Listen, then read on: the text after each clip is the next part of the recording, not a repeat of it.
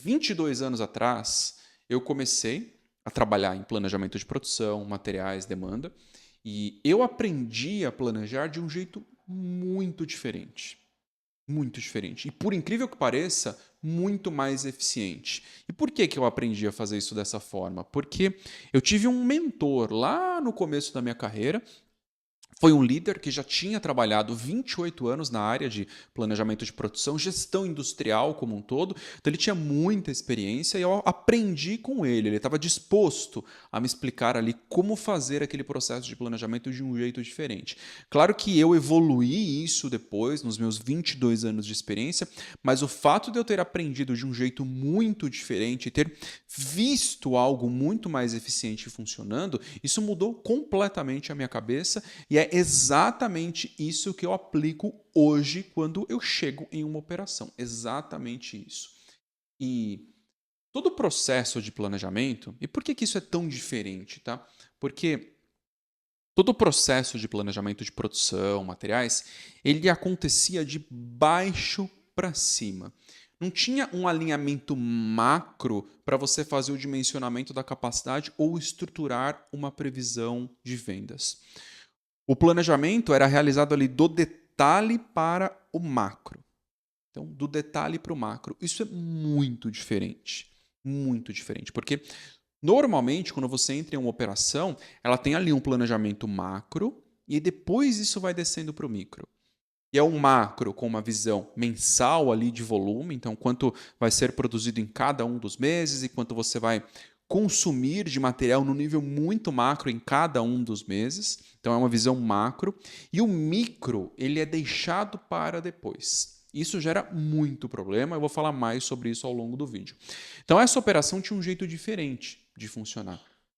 E eu aprendi desse jeito diferente, que é você partir do micro, então você faz o sequenciamento de produção ali no detalhe e você faz um sequenciamento de produção com uma visão de longo prazo. Pensa você fazendo um sequenciamento de produção para os próximos 6 meses ou para os próximos 12 meses. E aí, consequentemente, você sabe exatamente qual a necessidade de materiais para cada um dos seus produtos acabados, porque você já fez esse sequenciamento com um nível maior ali de detalhe. Então é do micro para o macro. Essa era uma grande diferença dessa operação.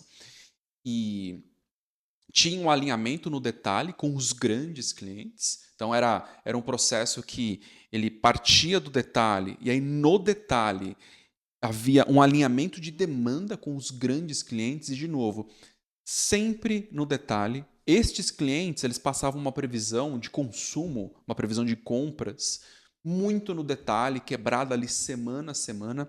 E alguns clientes tinham uma clareza semanal ao longo de 12 meses. Então, pensa você com essa visibilidade aí de demanda, com a possibilidade de enxergar o que cada cliente vai comprar ao longo dos próximos 12 meses. Claro que isso funciona muito bem no modelo B2B, então business to business, quando você está atendendo outras empresas. No modelo B2C isso não funciona, você precisa construir a sua previsão de vendas, não adianta tentar trabalhar dessa forma que não vai funcionar, mas era assim que funcionava. Então tinha muita previsibilidade. E essa previsibilidade, ela pode ser construída. Não crie uma barreira aí na sua cabeça, acreditando que no seu caso você não consegue construir essa previsibilidade. Muito pelo contrário, você consegue construir isso. Mas esse é um parênteses aqui que eu fiz para falar sobre isso. E aí o que acontecia, tá? Baseado nessa demanda micro, então, produto a produto, semana a semana, tinha uma avaliação da capacidade de produção. De novo, do micro para o macro. Só que essa avaliação, como eu falei antes sobre o sequenciamento, ela não era semanal, ela era diária. Todo o plano de produção para os próximos 12 meses. Claro que não era para 100% dos equipamentos, tá? Fica esse ponto claro, essa observação aqui. Mas para grande parte da produção, grande parte da capacidade produtiva, havia um plano de produção para os próximos 12 meses. todas as máquinas eram sequenciadas ali no detalhe. Tá? No detalhe. O estoque de produto acabado de cada produto era feito no detalhe. A projeção de estoque de cada produto você tinha o detalhe. A decisão de antecipação de produção para evitar faltas ou sobras era tomada no detalhe. Então não tinha como ser surpreendido com um desvio de demanda e de repente assim não tinha como se surpreender porque essa decisão ela já tinha sido tomada no detalhe. E aí, a partir do momento que você tem um sequenciamento de produção no detalhe, você tem a projeção de estoque no detalhe, claro que você tem o seu plano de materiais no detalhe. Então, cada material tinha um consumo previsto ali dia a dia. Dia a dia. Qual a consequência disso? Eu nem sei se eu coloquei isso no script aqui, tá? Mas eu vou falar. Qual a consequência disso?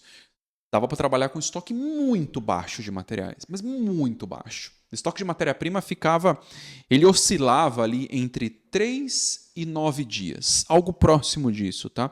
E o estoque de embalagem é algo mais barato, você consegue comprar lotes maiores.